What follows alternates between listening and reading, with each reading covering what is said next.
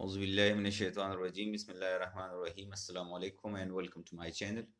In today's video, I am going to discuss a very important topic, and this topic is about morphology. In this video, first of all, I would like to define what is morphology. Then I will define what is morpheme, and then we will study different types of morphemes. So number first is, what is morphology? It is the branch of linguistics which deals with the structure of words, or it is the study of words and their parts. From parts I mean the morpheme. And what is the definition of morpheme? The smallest meaningful unit of a word is called morpheme. For example, in the word unbreakable, we have three parts of this word. Number first is un, then we have break, and the next one is able, unbreakable. So in this word, each part is called a morpheme.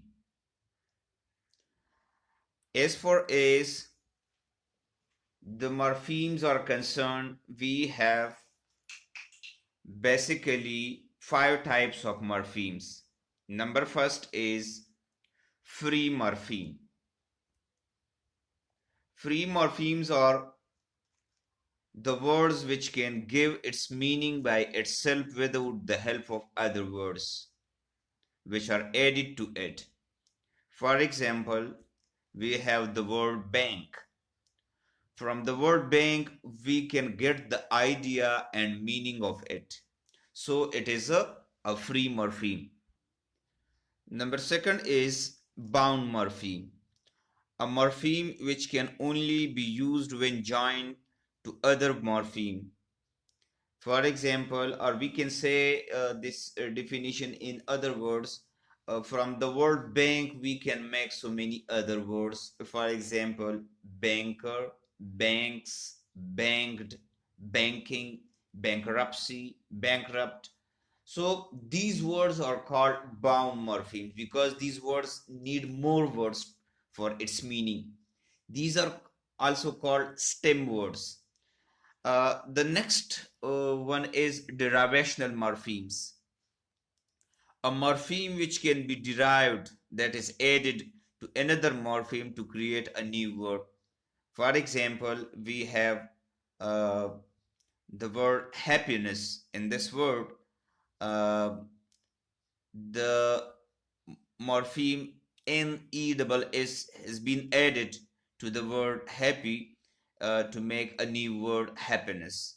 So this is called derivational morphemes. Number 4 is inflectional morpheme. A morpheme which can change a word's tense, number, etc., such as adding s to the word dog to form the plural dogs. So it will be called inflectional morphemes. Number 5 is allomorphs. Allomorphs mean different types of the same morpheme. For example, the morpheme ed can have the sound id in the word hunted, the sound t in the word pest, or the sound d in the word buzzed. So it was all about morphology and types of morphemes. Thank you for watching. Allah Hafiz.